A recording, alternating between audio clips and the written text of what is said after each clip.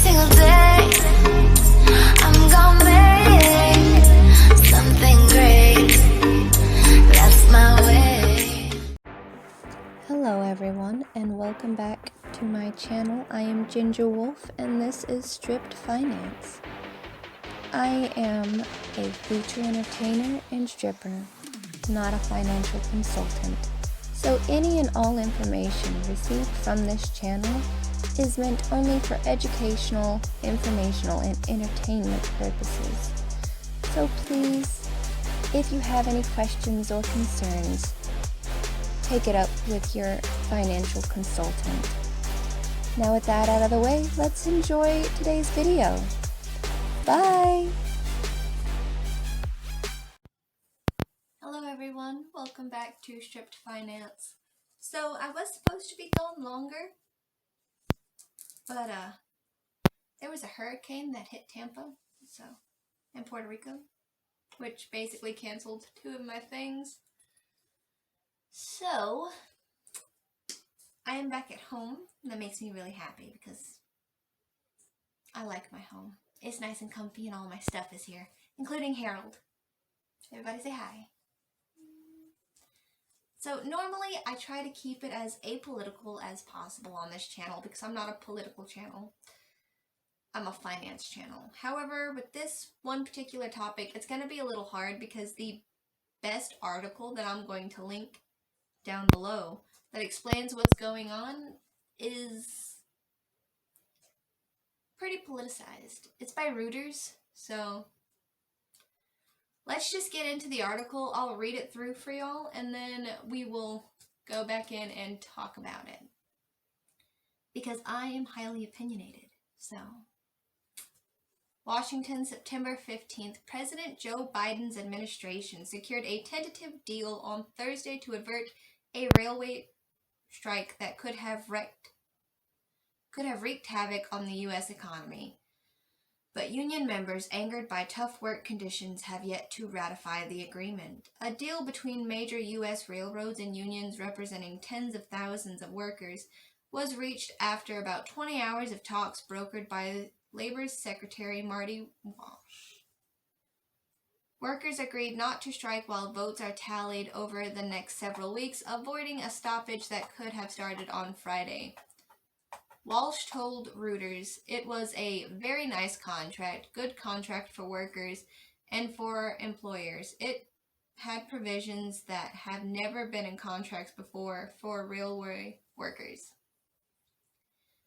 Delivering remarks in the White House Rose Garden, Biden called the deal a big win for America and promised more worker company agreements in the future.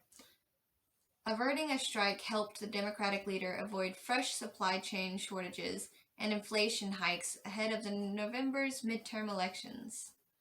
I'm optimistic that we can do this in other fields as well, Biden said.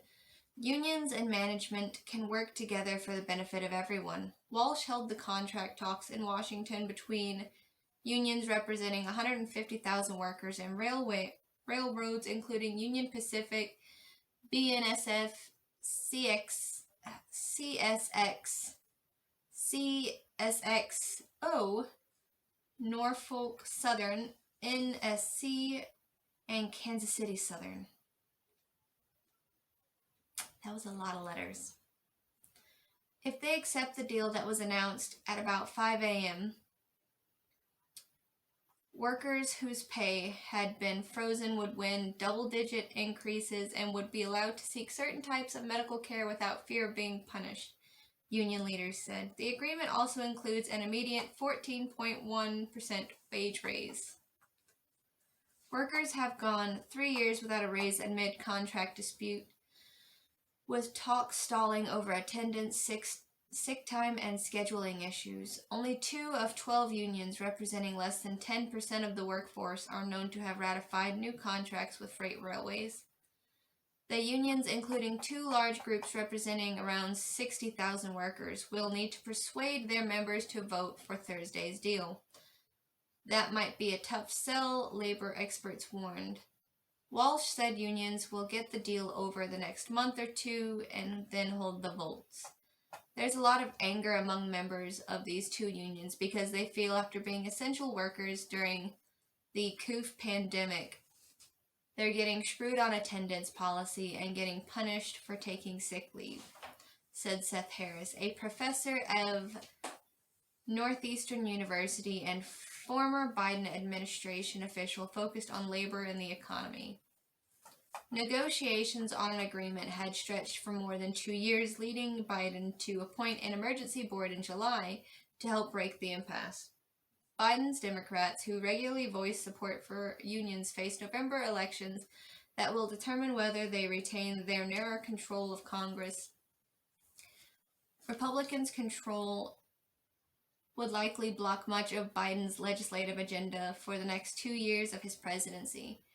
Congressional leaders had threatened to pass legislation imposing a resolution on the railroads and unions if the negotiations were not successful.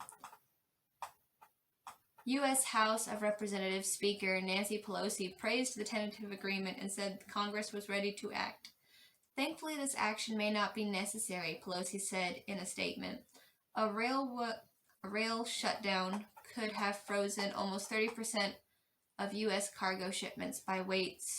Stoked inflation cost the American economy as much as $2 billion per day and unleashed a cascade of transport woes affecting U.S. energy, agriculture, manufacturing, healthcare, and retail sectors.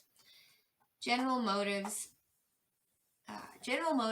Chief Executive Mary Barra said Thursday a railway shutdown would have forced the closure of some truck plants within a day and snarled new car deliveries to dealerships. Railroad shares prepared pre-market gains as Wall Street closed sharply lower on economic jitters, but Union Pacific and Norfolk Southern outperformed the broader market. Oil futures fell over 3% to a one-week low on the deal amid expectations for weaker global demand. The impact of a shutdown would have stretched beyond U.S. borders because trains link the United States to Canada, Mexico, and provide vital connections to massive ships that ferry goods from around the globe. Amtrak, which runs U.S. passenger rail, said it will resume normal service on Friday after canceling long-distance trains in anticipation of a strike. Workforce cuts. The railroad industry slashed almost 30% of its workforce over the past 6 years, cutting pay and other costs as companies increased profit, stock buybacks, and dividends for investors. Profit at BNSF, owned by billionaire Warren Buffett, Berkshire Hathaway, rose 9.8% in the quarter ending June 30th to $1.66 billion. The number of U.S. railway workers has dropped from more than 600,000 in 1970 to about 150,000 in 2022, according to the Bureau of Labor Statistics. Due to technology and cost cutting, the result is that many industry workers are on call at all hours, waiting to respond at short notice to work for days at a time. Thursday's deal follows some earlier recommendations of the president's emergency mediators. It includes a 24% wage increase over a 5-year period from 2020 to 2024, as well as a $1,000 lump sum payments in each of the next 5 years. Biden, who has criticized companies for raking in excessive profits, faces other supply chain labor issues. Some 22,000 union workers at 29 West Coast ports that handle almost 40% of the U.S. imports are also in high-stakes labor contract negotiations. All right. So, that was the entire article. And there's a lot of problems that I have with this. First things first is it's bad policy.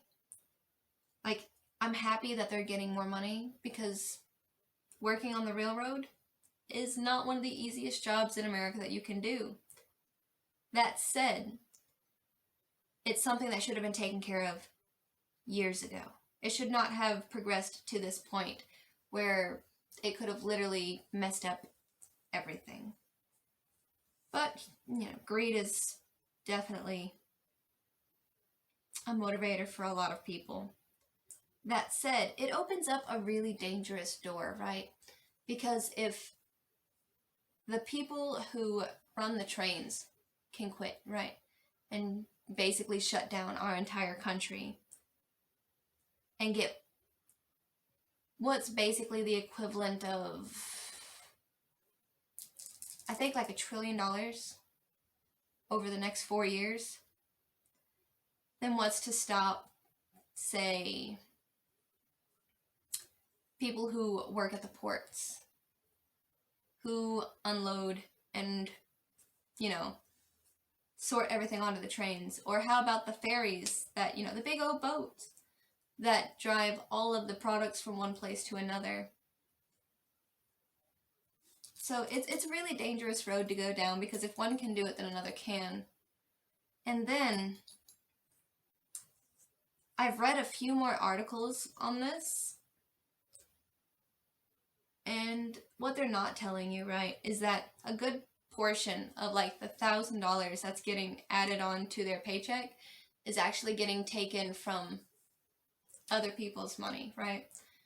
So how they're paying for this is actually through income tax, which means I'm paying for it, you're paying for it, and normally increasing the tax is just something that happens. It's unavoidable. But so far this year, basically all of their bad policies is being paid for by the American tax dollar. Eventually, there's not going to be enough for us to live by. So I'm already getting taxed for someone else's student loans. Now I'm getting taxed so railway workers can have, you know, a raise that they should have gotten from their employer years ago. Inflation is ridiculously high. I can barely afford gas and groceries. And they're wanting to take even more of my money. And I already pay in a lot of money, okay? My taxes are exuberantly high. But that's really all I've got to say on this one. I believe it's bad policy. And I believe that they just kind of procrastinated with it until it got to the point where you could no longer procrastinate. And that's really all I'm going to say on it. So I'll see you next time. Bye! Hi guys, so the effect of gravity seems to be having a really weird kind of like effect on me here. So don't forget to like, comment, share, and subscribe while I go figure this out. Bye!